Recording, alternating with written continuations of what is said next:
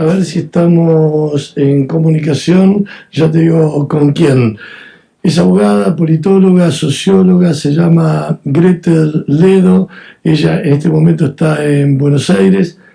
¿Cómo está, Gretel? Muy buen día, Luis Petit en FM Ártica te saluda. ¿Cómo está? Bueno, muchas gracias por esta invitación y la verdad que con muchas cuestiones por analizar por delante, ¿no? Hay mucho. Estaba mirando un poco tu trayectoria, magíster en Relaciones Internacionales en la Universidad de Bologna. Vos hiciste las 3 carreras en Buenos Aires, en la UBA. Sí, exactamente, sí. Hice las carreras, hice conjuntamente abogacía y ciencia política en la UBA y al finalizar las 2 carreras de manera conjunta arranqué la tercera, finalicé la tercera y la verdad que bueno, que fue un panorama bastante completo porque fue una especie de complemento entre las carreras. Y la formación de la UBA, particularmente lo que es sociología y política, tiene un tinte específico a nivel ideológico que está atravesado todos los contenidos, ¿no? Digamos, no estamos hablando simplemente de megateorías, sino de cuál es la impronta que se le quiere dar al alumnado. Entonces, bueno, después está en cada uno a hacerse de ese material y establecer una distancia crítica, ¿no? Qué tema, ¿eh? Bueno, vos tuviste la posibilidad de viajar a Italia, sos analista política internacional y estás trabajando con otros medios en la TV española, también en Italia, en España. Contanos un poco cómo es tu experiencia, porque está bien, saliste del país, pero no te quedaste afuera, nunca te fuiste de Argentina. Claro. La verdad es que siempre tuve un llamado y una vocación para hacer cosas para mi país, ¿no? Realmente como soy una agradecida a la educación pública, yo creo que es fundamental tener el apoyo, ahí en ese sentido, para mí debe ser, tiene que continuar siendo una política de Estado, el tema educativo es fundamental, y en ese sentido soy una persona que reivindica la formación pública. Bueno, egresé de un colegio secundario con formación universitaria, el Carlos Pellegrini. Ya digamos, mi estudio arrancó con mucha fortaleza a los 12 años de edad. O sea, mientras quizás muchas personas se arrancan haciendo ese salto importante en la universidad, yo lo hice a los 12 años. Por eso para mí la universidad no tuvo una carga de complejidad como sí lo tuvo el secundario. Es fundamental también tener una buena formación ya desde a nivel medio, ¿no? Y en ese sentido, siempre, digamos, tuve esa expectativa de poder hacerme también desde un escenario y un panorama internacional, también a nivel formativo y a nivel experiencia laboral y demás. Estuve durante la maestría que hice en Relaciones Internacionales Europa-América Latina, con foco en Parla Sur. Mi tesis, estuvo vinculada a la integración regional, con un sistema comparativo de cómo funcionaban las instituciones en la Unión Europea y cuáles son los desafíos que tenemos por delante aquí a nivel Mercosur en general. Recordemos que el Mercosur hoy continúa siendo una unión aduanera imperfecta, no logró tener una unidad política, jurídica, mucho menos en materia tributaria, que sí hoy por hoy lo tiene la Unión Europea, ¿no? O sea, el basamento sólido que hoy conformaron las instituciones en Europa, aquí existe, digamos, una gran cantidad, digamos, de políticas que están vinculadas a lo intergubernamental, también ligado al hiperpresidencialismo. Hay una especie de focalización de poder en cada uno de los estados que hace que brille justamente la competitividad y no la complementariedad, que sí existe en muchos países de la Unión Europea. Obviamente que cuando hablamos de la integración, hablamos de algo que hay que relegar, y está claro que muchos países han tenido que relegar por empezar la moneda, ¿no? La moneda recordemos que la moneda es el eje basal sobre el cual se monta la independencia, el manejo de una política monetaria e independencia económica de un país. O sea, han tenido que confluenciar una serie de sesiones, y en ese caso es el manejo y la soberanía monetaria para que nazca el euro. Aquí se ha hablado en su momento sobre la posibilidad de que exista una moneda única en lo que es el Mercosur, pero lamentablemente nunca se llegó a consolidar. Si vemos la fragilidad monetaria que no solamente atraviesa a Argentina, sino aquí en general en los países en Sudamérica, podemos quizás estar evaluando un posible escenario donde en ocasiones esas políticas supranacionales puedan llegar a aleccionar, si se quiere, o a modificar patrones de conducta que al interno de los países hoy por hoy brillan por su ausencia, ¿no?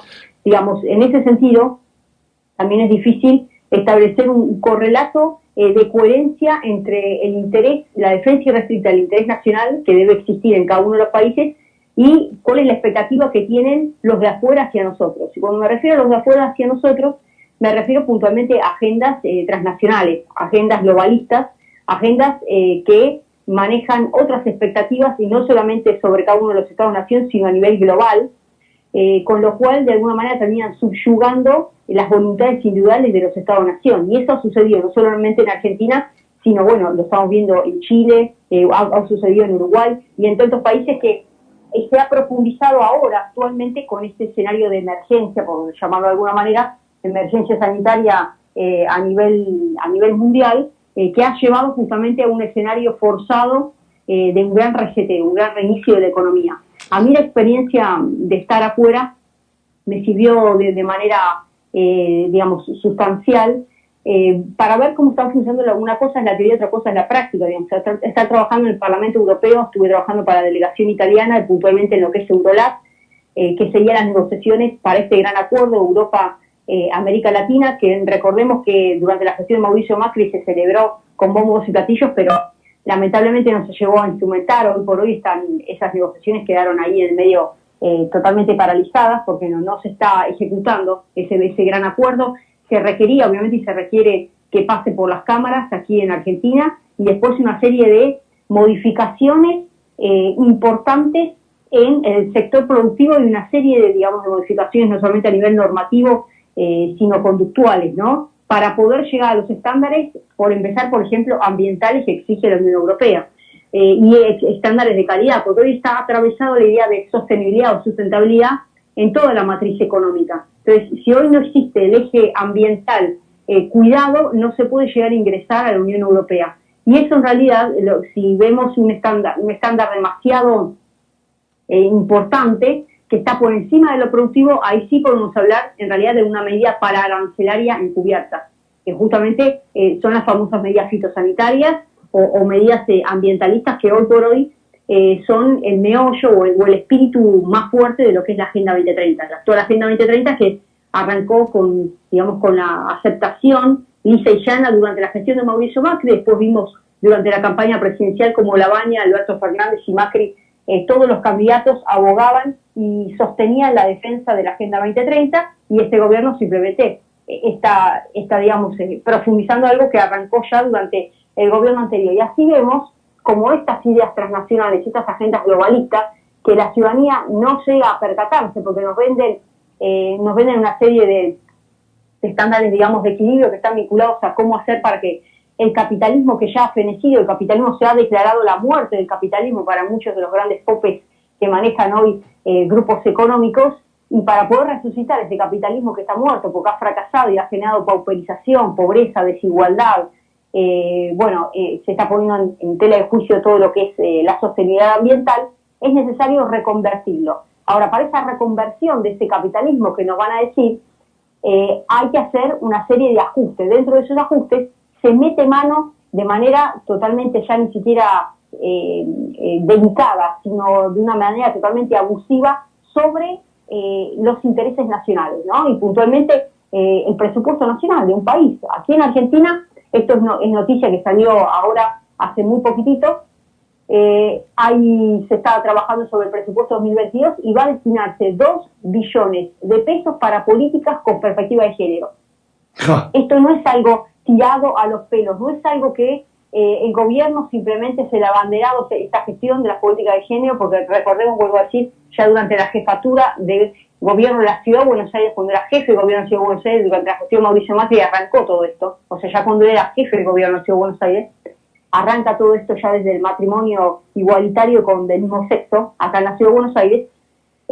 Está claro que se está siguiendo un lineamiento hay un manual a partir del cual los organismos internacionales conceden una línea crediticia o el acceso a determinadas bancas y nichos de toma de decisiones o por lo menos de participación en grandes foros económicos, en tanto y en cuanto el país sea un alumno fiel de una columna vertebral bien detallada con diferentes aristas. Es una especie de sistema radial dentro de ese cráneo que nace, y por hoy lo podemos ver representado en Naciones Unidas, en el sistema de Naciones Unidas, está abocado lisa y llanamente a concretar un gobierno mundial, un gobierno único mundial, políticas supranacionales. Te pido que te detengas un momento. ¿Dónde te agarra? Y acá la pregunta es, ¿estamos atravesando una pandemia o estamos atravesando un plan de una mente, no digo superior, de un poder perverso que pretende dominar el mundo?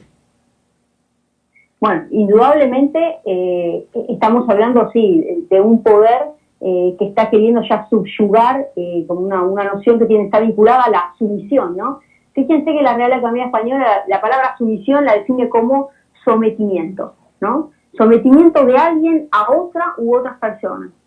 Es el acatamiento, la subordinación que puede manifestarse con palabras, con acciones y también con omisiones, porque también la omisión, que es la ausencia de una acción, de una política estatal, también habla de un acatamiento. Entonces, cuando hay una desidia, cuando hay un desorden, cuando hay una desatención, fíjense los niveles de pobreza y de indigencia que tiene nuestro país, y aún así se continúa en la misma senda de políticas transnacionales, indudablemente hay una especie de sumisión a partir de la omisión, ¿no? Entonces, sumisión lleva también a una prórroga de jurisdicción. ¿Qué es una prórroga de jurisdicción?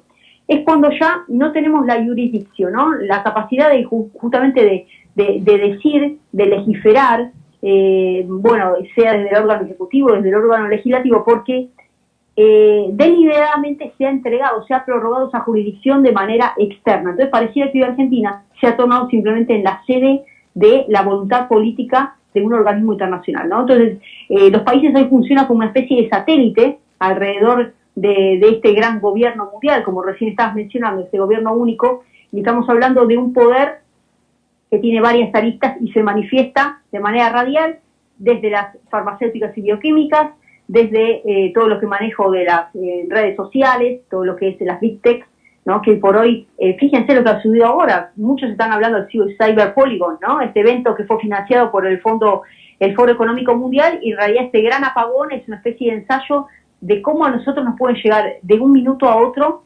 derrumbar toda una serie, digamos, de vida cotidiana que gira en torno a las vías de comunicación, que hoy el propietario es una persona que maneja grandes grupos económicos y gobiernos enteros y sociedades dependen de esas redes. O sea, ya ha llegado a un nivel de dependencia a nivel del avance, a nivel comunicacional y redes sociales alternativas. Hoy todavía Donald Trump sigue manteniendo esta demanda contra Twitter para que le puedan restablecer la cuenta. O sea, los políticos, grandes presidentes, personas que supuestamente manejan grandes nichos de poder, hoy han quedado desplazados por estos intereses que hablamos de este poder transnacional, que equipara todo lo que es líneas farmacéuticas, bioquímicas, financieras, ¿sí?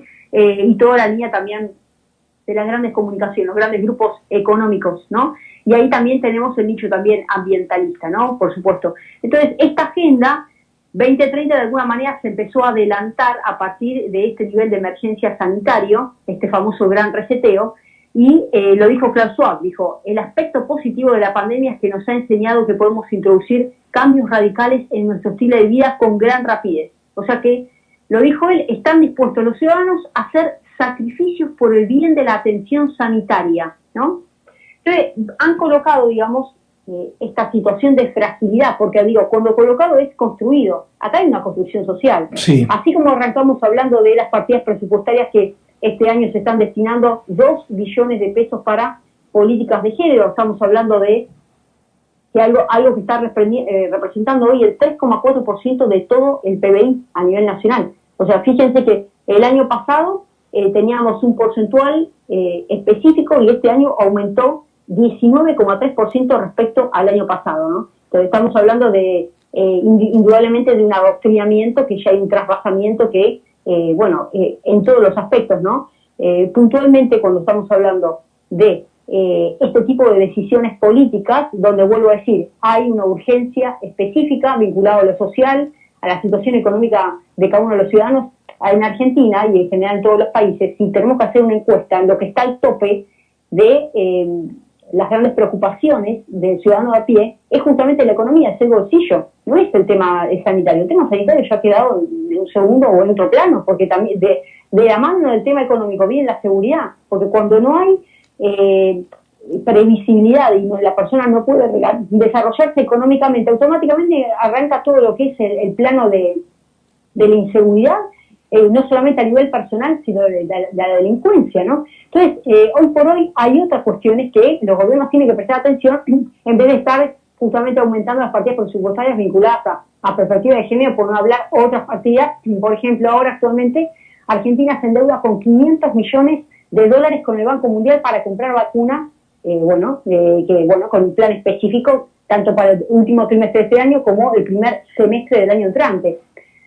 Ahora, permíteme que te pregunte. Es un tema delicado, ¿no? Pero está claro que ha sido un detonante. O sea, este escenario fue un detonante para implantar esta agenda. Trato de seguirte en que los gobiernos hoy están cumpliendo al pie de la letra órdenes que son emanadas de un poder superior. Pero en esas órdenes nos obligan, por ejemplo, a inocularnos algo que nosotros no estamos convencidos que esto es una vacuna, pero además vacunar a los más indefensos, a los chicos de 3 años para arriba.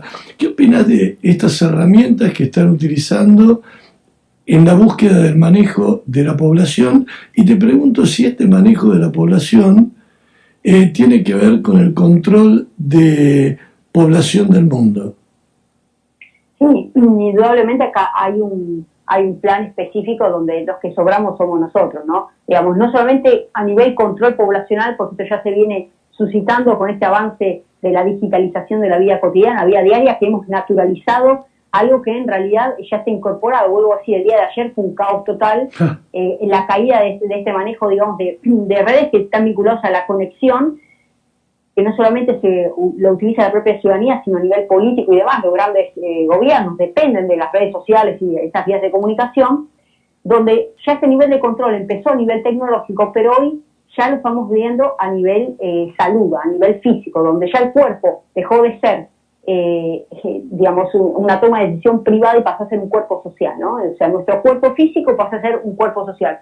Entonces, en esta desmedida, digamos, y ese frenesí de buscar el control, tenemos que hacer pie en una de las teorías más fundamentales que está vinculada justamente a Thomas Malthus, ¿no? El control poblacional, donde parte de la base de que existen recursos naturales fijos, ¿sí? El recurso en la tierra es un recurso fijo, que la línea de productividad que puede ofrecer está acotada, y por más que uno pueda colocarle fertilizantes, mejoras tecnológicas para que haya un mejor rinde, ¿no? En el producido de esa parcela de tierra, llega un punto donde el tope y la limitante es la propia superficie, ¿sí? Por más que le querramos agregar cualquier tipo de aditivo a nivel mejora, ¿no? Y a medida que se van incorporando mayor recurso humano, mayor, digamos, familias que quieran alimentarse de eso que, digamos, está ofreciendo la parcela de tierra, llega un momento que hay un limitante. Entonces va a decir Thomas Malthus, no, los recursos de la tierra son fijos y lo que es variable justamente es la tasa de nacimiento. Entonces, qué mejor resorte de poder regular ese control poblacional, y muchos han pensado no solamente en las pandemias, sino también en las guerras, o sea, como una especie, digamos, de resorte como para que naturalmente se comience a regular de alguna manera hacia la baja este equilibrio. Hoy por hoy, esto que antiguamente se estaba diciendo, bueno, son las pestes, son las guerras, hoy por hoy está producido, está generado. Entonces se generan las condiciones para achicar eso que para las grandes élites, estos grupos transnacionales, se han percatado que existe un peligro en torno a la repartición de su propia bienestar, de su propia riqueza. Entonces, cuando nos venden el capitalismo inclusivo, capitalismo tres partes, en realidad se han percatado que lo que se está poniendo en tela de juicio es su propio bienestar, su propio beneficio económico. Para poder asegurarlo hay que controlar a la población, hay que controlar los niveles de tasa de nacimiento. Por eso hablamos de las políticas de género, por eso hablamos de la destrucción de la familia, hablamos justamente del rol y la desnaturalización de la mujer, la relación justamente de complementariedad que existe en un matrimonio entre el hombre y la mujer. Hoy existe no solamente competitividad, sino agresión, lucha desmedida. Se ha generado una fisura social importante en torno al empoderamiento de la mujer, primero empezando por la victimización. Entonces se la victimiza a la mujer, se la coloca en un peldaño por debajo de, o sea, cuando en realidad la mujer tiene todos los derechos legalmente igual que el hombre, pero se le ha victimizado. A partir de ahí, desde la victimización de estar bien abajo del subsuelo, no solamente se le equipara, sino que se la pone por encima de, a partir justamente de este empoderamiento y este feminismo radicalizado, donde se ha logrado justamente la fisura y el enfrentamiento entre el hombre y la mujer.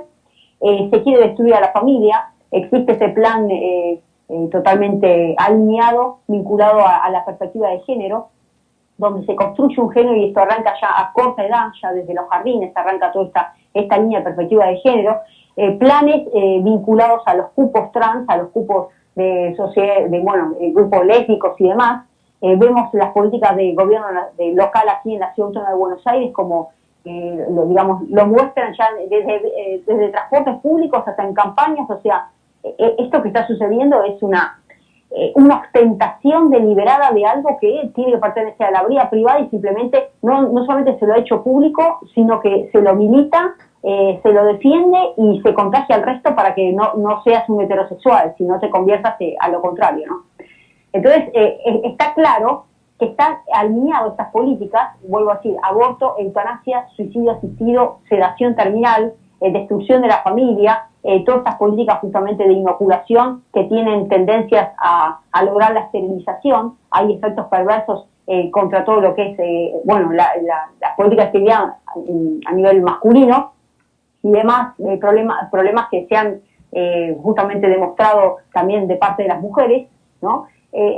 Donde vemos indudablemente que el escenario recae todo en lo mismo, en políticas de control de natalidad, ¿no? Ellos van a hablar de políticas que es un derecho humano, la reproducción sexual, es un derecho humano justamente decidir sobre el cuerpo, uno dispone sobre el cuerpo, pero bueno, esto va totalmente en contra de lo que indica no solamente nuestro sistema normativo a nivel nacional, sino lo que Argentina misma ha adoptado a nivel internacional. Nos referimos a la Convención de Derechos del Niño, nos referimos a tratados internacionales que respetan la vida desde la concepción, ¿no? O sea, hay vida desde la concepción, no es que hay vida desde tal o cual semana, ¿no? No es que deja de ser un sujeto de derechos desde tal o cual semana, o tiene que aparecer determinada, línea, de desarrollo en el tiempo como para poder determinar si la persona es persona o no, el por nacer, ¿no? No es un grupo de células que simplemente está ahí en etapa de formación, no. Hay vida desde la concepción. Y eso Argentina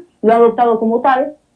Por eso las políticas que hoy se están estableciendo son contrarias a nuestra Carta Magna, son contrarias a nuestro sistema internacional adoptado, formando parte a nivel constitucional, o sea, tiene un nivel supralegal, tiene una jerarquía constitucional. Los tratados internacionales hoy tienen jerarquía constitucional. Los internacionalistas me van a decir que tienen una jerarquía por arriba de la Constitución. Aún así, estamos hablando de una adopción de normas y tratados internacionales que forman parte de nuestro plexo normativo. Entonces hoy vemos un Estado que, lejos de ser un Estado de Derecho, a partir de reglamentos, de decretos, de políticas, está literalmente avasallando nuestra propia Constitución Nacional. Entonces se están llevando puestas nuestras libertades y nuestra propia vida. Hoy el Estado ya dejó de ser garante de nuestros derechos. En este afán, vuelvo a decir, del control poblacional, que recordemos que ya en Argentina tuvo su antesalo también durante la gestión, durante el gobierno y la presidencia de Perón, donde Perón, el propio general Perón, frenó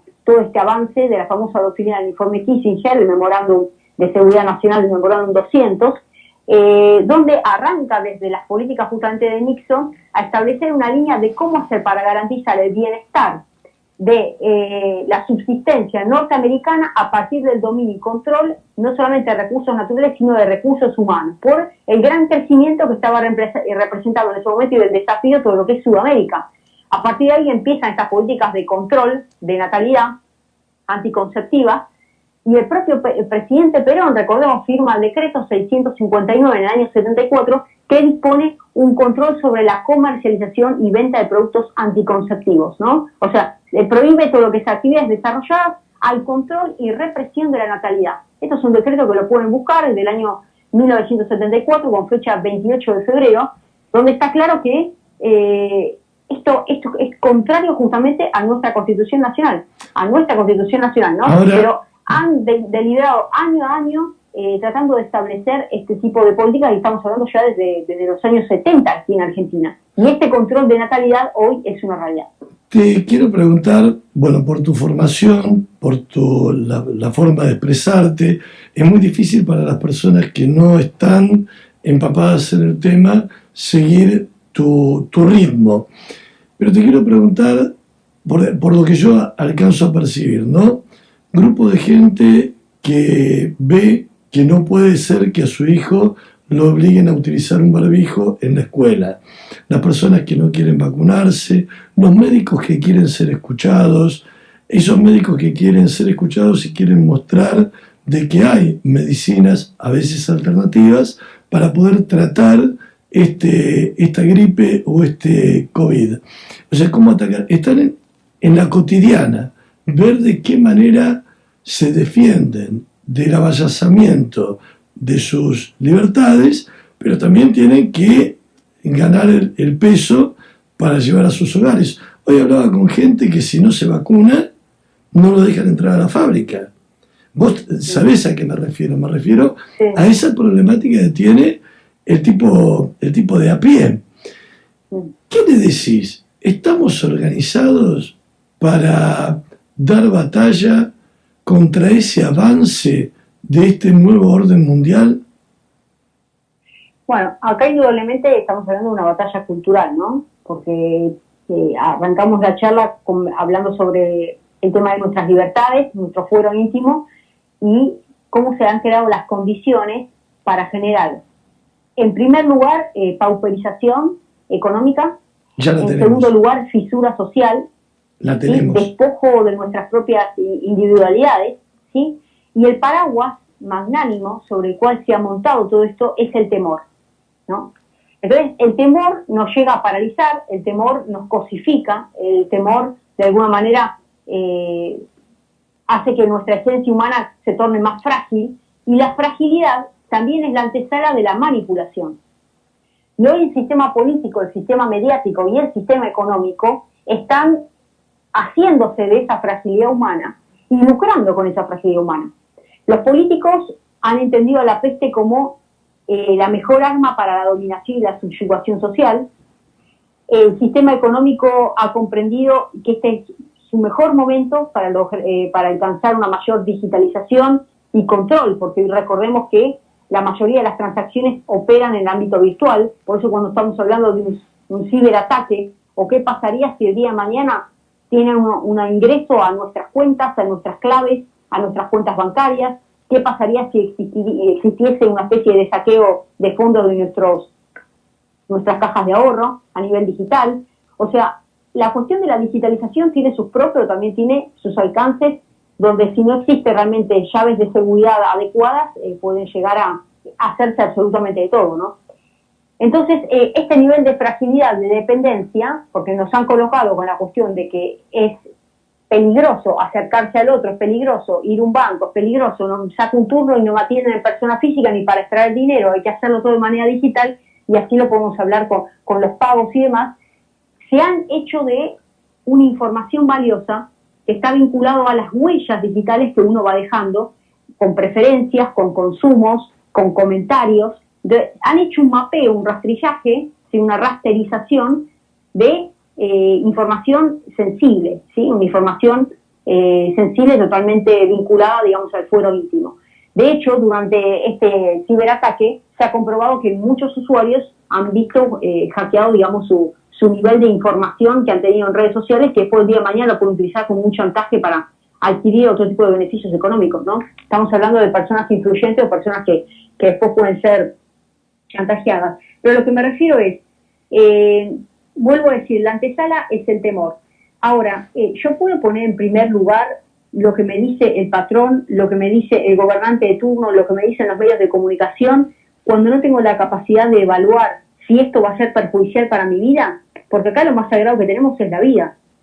Ahora, si yo a costa de permanecer en mi trabajo, a costa de quedar bien con el patrón, a costa de trasladarme, porque hay muchas de las personas que han utilizado el argumento de necesito viajar, necesito tomar un avión, necesito irme del país, me van a pedir tal o cual requisito, tal o cual pase, el famoso pasaporte sanitario, por lo cual necesito estar inoculado. Claro. A ver, lo que hay que decirle a esa gente es que, vuelvo a decir, lo más sagrado que tenemos es nuestro bienestar personal. Y como no está comprobado, no se han hecho las, fases suficientes ni los años necesarios para poder asegurar el éxito de esta famosa campaña de inoculación, y hay efectos colaterales, lo que pasa es que lo están tapando los medios de comunicación convencionales, secundarios severísimos, la gran cantidad de fallecimientos y personas que terminan perjudicadas son las que han seguido las ordenanzas de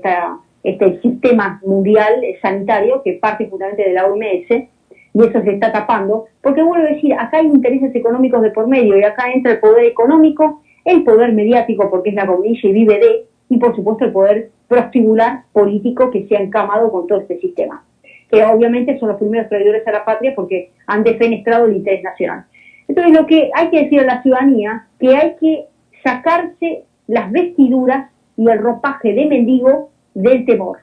Cuando uno se levanta a la mañana y se viste con un ropaje denominado temor, automáticamente enfrenta el día paralizado, cercenado, amancillado, con una situación de mancebo, de ciervo fiel, de oveja. Entonces, hay que empezar a establecer cuáles son los parámetros de perjuicio o beneficio. Porque aquí, lamentablemente, vamos a recordarlo, así como ellos, los que manejan los alfolíes económicos a nivel global, están en el sálvese quien pueda, por eso crearon el famoso capitalismo inclusivo, metiendo a Bergoglio de por medio. Nosotros, los que estamos en la sociedad, ciudadanos a pie, también tenemos que pensar en el sálvese quien pueda, pero el sálvese uno mismo. Y esto no estamos hablando de individualismo, estamos hablando ya de preservación de la especie. Esto es bien darwinista, la preservación de uno mismo y de su familia.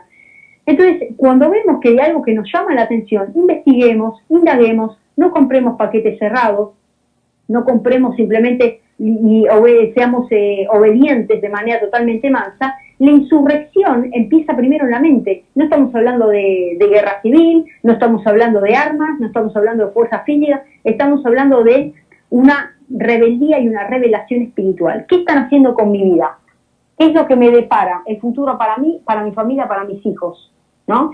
Entonces, en ese despertar y en esa incomodidad mental que va a producir una implosión, porque es como una especie de desgarro muscular, un desgarro muscular mental, donde uno dice, bueno, acá hay que empezar a cuestionarse absolutamente todo. Entonces, cuando pasa por ese tamiz de cuestionamiento, no solamente hay un cambio en las anteojeras que yo tengo delante de mis ojos, porque indudablemente salimos con anteojos puestos a la calle, cada uno se coloca un anteojo. Yo me voy al trabajo y tengo el anteojo que quiere el patrón, estoy en mi casa y tengo el anteojo que quiere mi marido, tengo el anteojo que quieren mis hijos, y pareciera que estoy con diferentes tipos de vestiduras de acuerdo a la situación, o anteojos. Bueno, hay que sacarse todo tipo de anteojos, ser más transparente con uno mismo, sincerarse. Obviamente todo esto parte de una libertad espiritual, por supuesto, decidir realmente ser libre, como dice la palabra, que a la libertad nos llamó Dios, no a ser esclavos, y menos esclavos del temor, porque el temor trae en sí castigo, y el castigo que hoy está padeciendo la ciudadanía es responsable porque ha prestado consentimiento a partir de la omisión, de la obediencia, y bueno, de esta sujeción totalmente denegada. Entonces, cuando hay un despertar cívico de las conciencias, se genera una empatía a nivel de socialización primaria. La primaria es la familia.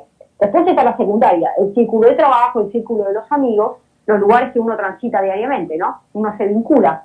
Yo creo que la única manera es que la ciudadanía realmente se percate que aún las cosas no están funcionando, los políticos realmente no están representando los intereses de la nación. Y lo quiero decir en general, no quiero decir de manera específica, pero hoy los candidatos que se están presentando a las elecciones, los que tienen mayores chances, están totalmente pactados con esta agenda globalista. Soros ha colocado el dinero, lo ha pasado ahora también en Chile con las elecciones, que es un año clave para Chile, donde literalmente se está financiando desde un arco hasta el otro, desde una punta hasta el otro nivel ideológico, espectro ideológico. O sea, acá no es que pasa la vara y digo, bueno, yo estoy apoyando a tal sector porque es más afín a más Estado, menos Estado, más economía, más reactivación, menos reactivación. No, acá pasa por otra cuestión, por algo central.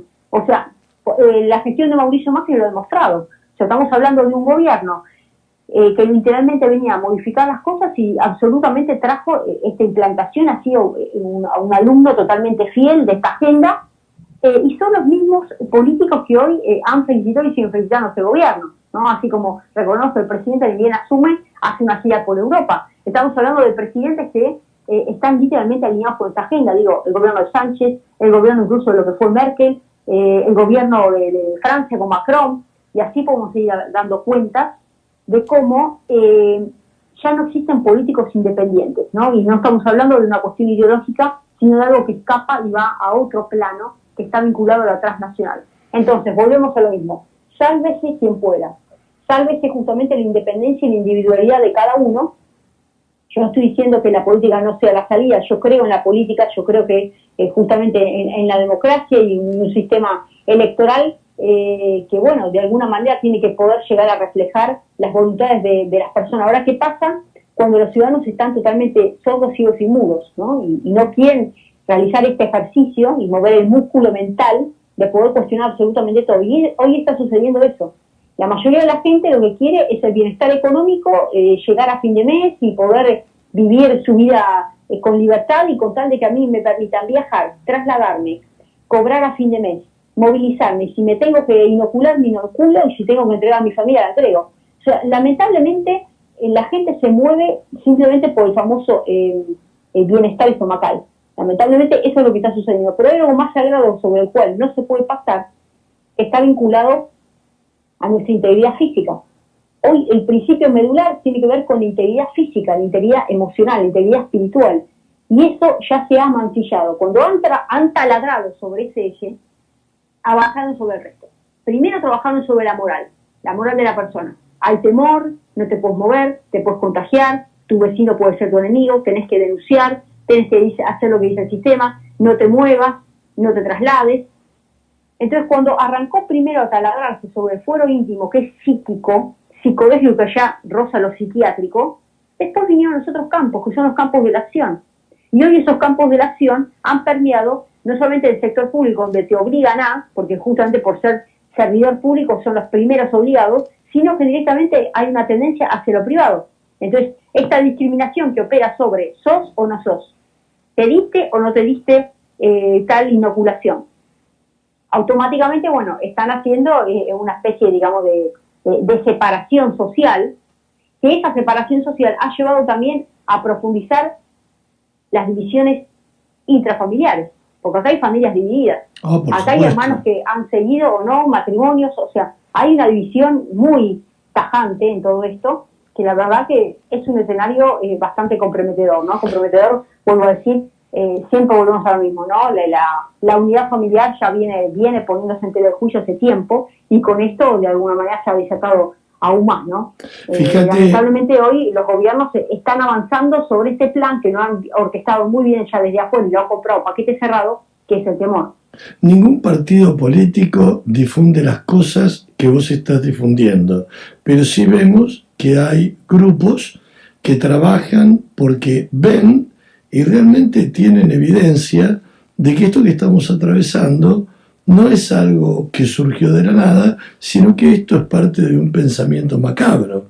Por eso te preguntaba, ¿qué herramienta nos queda? Porque fíjate que todos los que están sumándose en la política son parecidos y todos están respetando el nuevo orden mundial.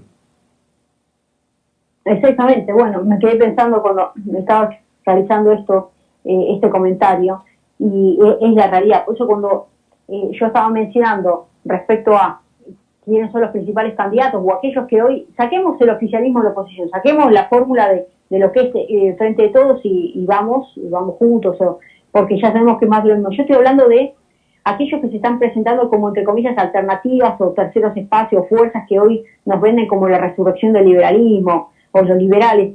A ver, la realidad es que hay que conocer el trasfondo de cómo llegó esa persona y a quién responde, quiénes están financiando detrás de todo esto y cuáles son los ejes que hoy no están denunciando y por qué salen como salen a hacer campañas, ¿no? Y como llega el momento, no se expiden de manera clara respecto a estas cuestiones trascendentales que hoy son la piedra basal, hoy son la bisagra en torno al cual yo puedo hacer una separación entre la paja y el trigo.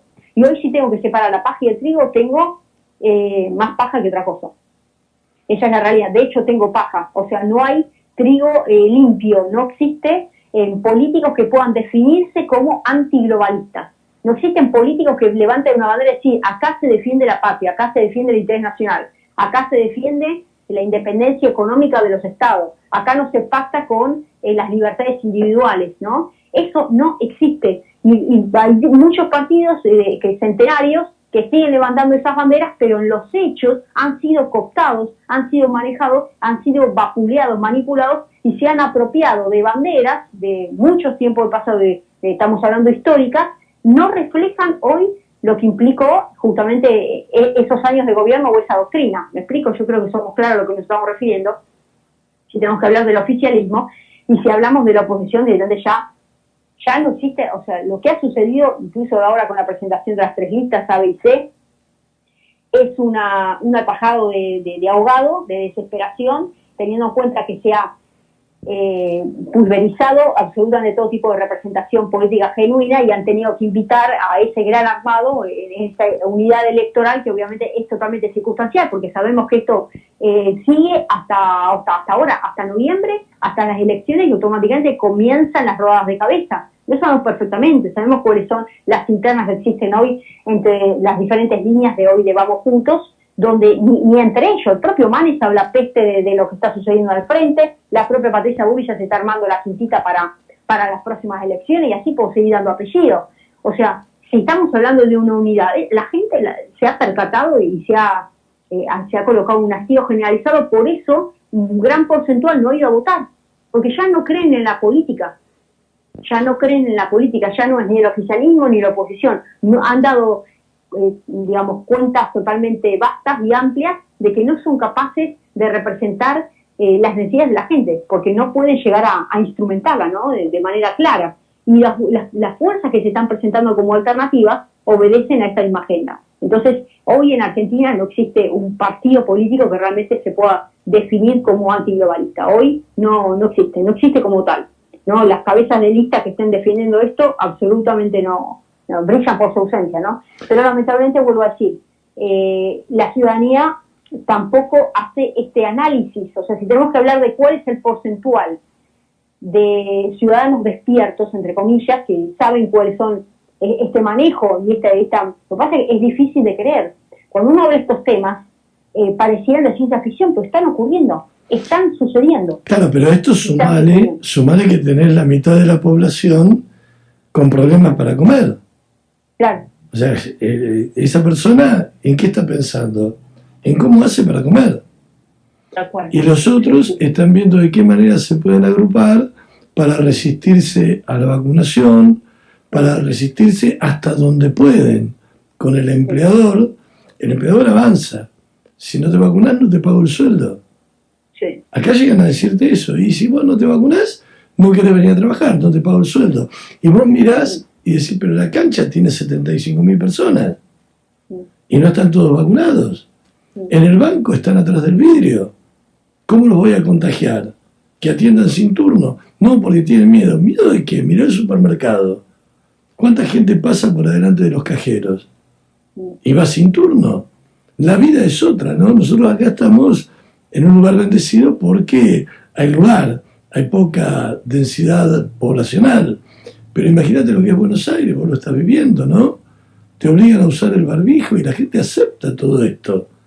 Pero no lo hace por convicción, lo hace por sometimiento.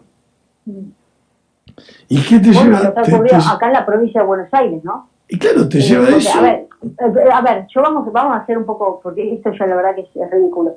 La provincia de Buenos Aires me van a decir, bueno, ya está en la vía pública, no es voluntario, o sea, no es necesario utilizar el barbijo, y automáticamente, para dar la nota de color, el jefe de gobierno de la Ciudad de Buenos Aires, a nivel local, dice, no, acá en la Ciudad de Buenos Aires, no, se sigue continuando con el barbijo. Bueno, primero que es una medida totalmente electoralista, donde se quiso, separar ya de todo lo que fue el año pasado, donde se lo veía fielmente, totalmente organizado, vieja fiel, sentado con el presidente de la Nación, con el gobernador, la foto Larreta, Kicillof y el presidente, sentados con unanimidad, donde habían costado, todo, hasta lo llamaban Horacio acá, Horacio allá, bueno. Hasta que arrancó con el tema del tema de las clases, continuó con las clases presenciales, y ahí empezó, que hubo ya hasta el nivel de justicia de lo más alto, para que se puedan expedir al respecto, ¿no? Y ahí empiezan las rispideces porque llegó un momento donde había traicionado el voto de los porteños. O sea, ya no había un Horacio Rodríguez Larreta que se pudiera separar de las políticas nacionales. Y ahí empieza a decir, bueno, acá tengo que empezar a preparar mi escenario para las próximas elecciones. Y esto también fue una medida electoralista que él tomó durante el año pasado. Porque tenía que haberse separado desde el vamos, no en eso, llegar a ese punto, ¿no? Ese punto de conflicto. Eso por un lado. Y por otro lado, ahora volvió a suceder lo mismo con el tema de los barbijos, la utilización de los tapabocas. O sea, está claro que dice, bueno, ¿cómo puedo hago para retener el voto y para separarme de una decisión a nivel nacional? Bueno, aquí en la Ciudad de Buenos Aires, bueno, sigue manteniéndose la peste, entre comillas, y bueno, hay que seguir utilizando este nivel, digamos, de separación social que, a ver, está claro que obviamente que lejos de que, recordemos que esto, en realidad, es un bozal mental, porque que a mí me coloquen un bozal donde una persona te hace una pregunta y ya para responderle prácticamente utilizás las señas, las miradas, no tenés ni ganas de hablar, porque está utilizado de manera, digamos, de una manera clásica de poder frenar la comunicación social, la interacción social. El miedo, no me acerco, no te miro, no te hablo, utilizo la menor cantidad de palabras posibles para comunicarme. Bueno, sin hablar de cuáles son los efectos directos nocivos sobre la salud, ¿no? Porque estamos inhalando todo lo que nosotros, digamos, los tóxicos que el propio cuerpo exhala, ¿no? Entonces, ya de por sí es una muerte lenta y de mayor rendimiento y funcionamiento a nivel cerebral porque falta la oxigenación. O sea, partiendo de la base que el propio sistema te enferma y una vez que estás internado salís con otro diagnóstico o te dan lo que te tienen que dar, ¿no? Entonces, acá hay una especie de vacunación mental, o sea, la gente está vacunada moralmente. O sea, ya antes existía una vacuna física y una vacuna mental. Esa vacunación mental se ha prestado consentimiento porque pareciera que no existen las agallas suficientes para enfrentar a un empleador, para enfrentar a un sistema mediático, para enfrentar a un sistema político, y llegado el caso, si hay que ir a la justicia, se va a la justicia. Denunciar, organizarse, manifestarse y establecer una medida, digamos, de poder, digamos, expresar libremente la libertad de conciencia, porque estamos hablando de la libertad de conciencia, ¿no? Así como en su momento salió el tema de las prácticas del aborto y que no se quería respetar el pacto hipocrático que tenían los médicos, a partir del cual cada uno es libre de practicar o no un aborto, pero después te hacen firmar que tenés que garantizarle a la persona que lo pueda haber derivado a otro médico que sí practique el aborto. O sea, estamos hablando de algo que va en contra, digamos, del acuerdo que hicieron los propios médicos a la hora de poder jurar como profesionales. O sea, están atentando contra la vida, ¿me explico? El sistema te obliga, ¿por qué? Porque acá tenemos una partida presupuestaria que me habla de la perspectiva de género, me habla del aborto, me habla del feminismo, me habla de la violencia de género. Entonces, está claro que el nivel de adoctrinamiento ya tiene, obviamente, un traspasamiento económico y ha permeado en todas las aristas. Y este tipo de dilema también ha jugado en contra los profesionales de la salud. Esa es la realidad, ¿no? Pero bueno, está claro que, vuelvo a decir, ¿quién tiene la culpa? ¿El que le da de comer el chancho o el que le da de comer? Bueno, el círculo de siempre. Acá es la persona que abre la boca para recibir eso. Es la persona que presta el consentimiento. O sea, dejemos de lado la política. La política está totalmente corrompida. Los políticos están corrompidos. Y la sociedad va a seguir permitiendo, va a seguir alimentando este nivel de putrefacción. Y bueno, cuando hay omisión, cuando no hay manifestación, cuando sigue sujetándose y sigue bajando la cabeza, con la cabeza agacha, y bueno, automáticamente logró el príncipe de turno lo que quería. Gretel, el príncipe de turno lo logró. Gretel, te agradezco todo el tiempo que nos has dispensado. No va a ser la única vez que charlemos. Hay mucha gente que agradece el tiempo, la nota, tus palabras. Vamos a seguir hablando. Tenemos que despojarnos del miedo y hacer visible esto que, bueno, no lo vas a encontrar en los medios masivos de comunicación.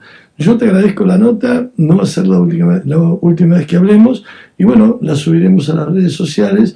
Creo que la difusión es lo único que podemos hacer. Difusión y perder el miedo, comprometernos, entender que Totalmente. esto Sí, no termina el 14. Difusión, perder el miedo, comprometerse. Mis redes seguramente a gusto después la compartirá con los oyentes. Me pueden buscar como Gretel Ledo. en mi canal de YouTube, donde publico constantemente estos materiales para que puedan suscribirse, unirse, y en Telegram también mi canal de difusión es Gretel Ledo, así que están todas mis redes como para que puedan estar uniéndose.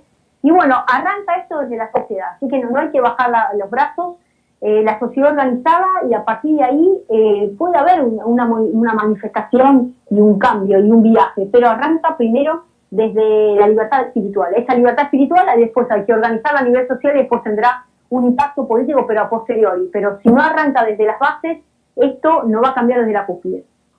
Gracias, Gretel, por tu tiempo, y nos vamos a volver a hablar muy pronto. Bueno, muchas gracias. Bendiciones. A vos, gracias.